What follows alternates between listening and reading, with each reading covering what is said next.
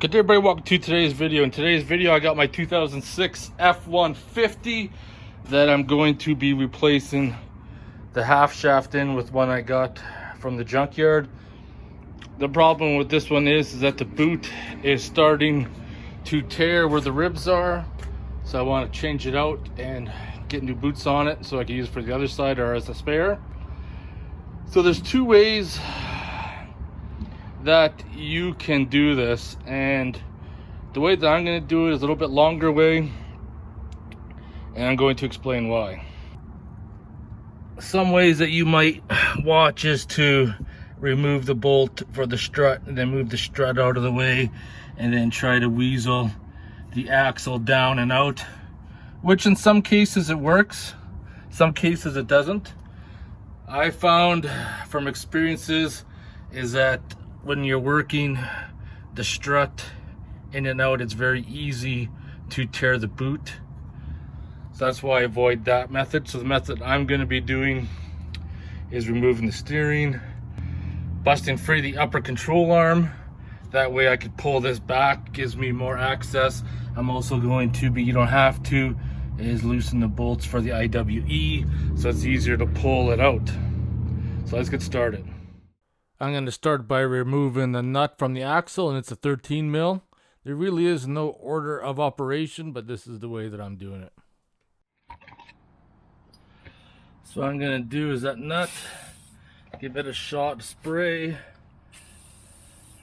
give the steering a shot. I'm just using this WD-40 rust release penetrant. You could use PB Blaster too.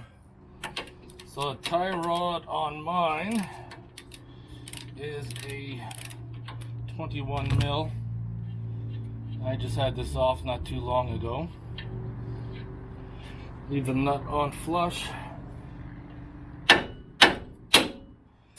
that down. Move the nut. Gets that out of the way. So now with the steering up and out of the way is a good chance to start removing those bolts. So the method I found that was most useful is a 12 mil 12-point socket on a swivel using my Milwaukee 1/2-inch gun because it keeps it nice and short. I can get in there and the Milwaukee has enough power to bust those free because they can be quite seized in there, and you may find that you could struggle trying to remove them.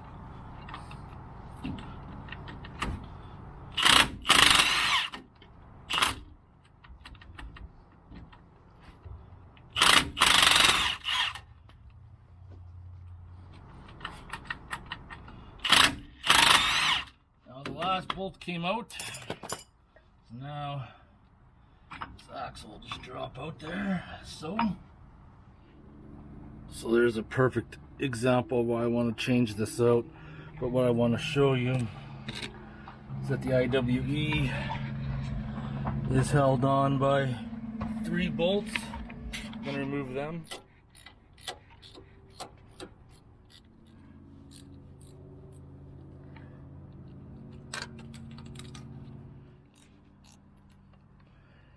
And then the last one is right above the vacuum lines, or right beside the vacuum lines, that you have to remove as well. Now the axle is almost ready to be pulled. I'm going to remove this nut, knock the upper control arm free. This is going to pull back and give you the room. Once on there tight, resort to the wrench and mallet trick, as you just seen, broke it free. Alright, so that nut's off. So now I'm just gonna tap that loose because it snapped that free. You want to be careful of the brake lines.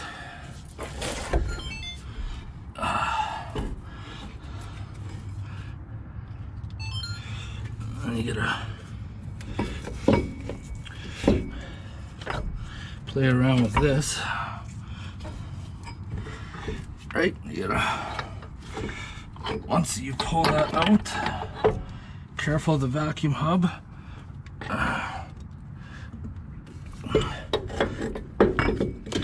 And then out. junkyard, that's for sure. Just gotta work this thing around and then work it out. There we go. So I'm gonna take the axle, fish it up from the bottom, come between here.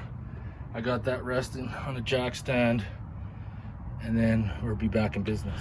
You can throw grease on this now or do it after. I don't think it really matters. I'm just making sure that it's well lubricated before I put her in.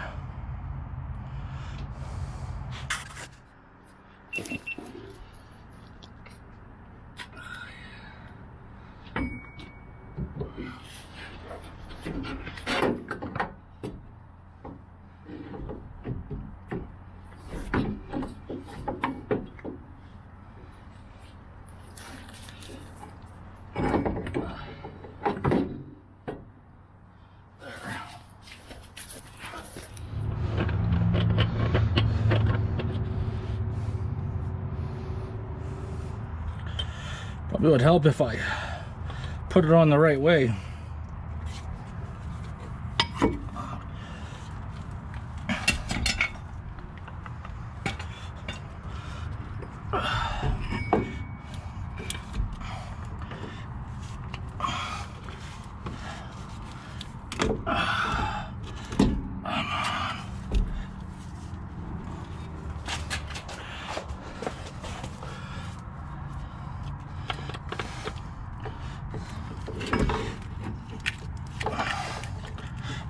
There.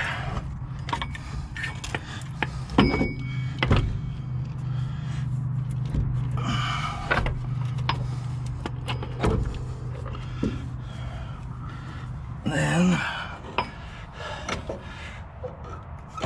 put this up. Now that I wrestled, got the nut in the upper control arm, I'm just gonna tighten it back down. If it starts to spin, you can put a wrench on that side too, and you can hold it from spinning. That's why it's designed that way. Got the nut for the upper control arm on. The IWE is bolted in. This is not done up. That's going to be done up when the thing's last. Gonna bolt up the axle right now.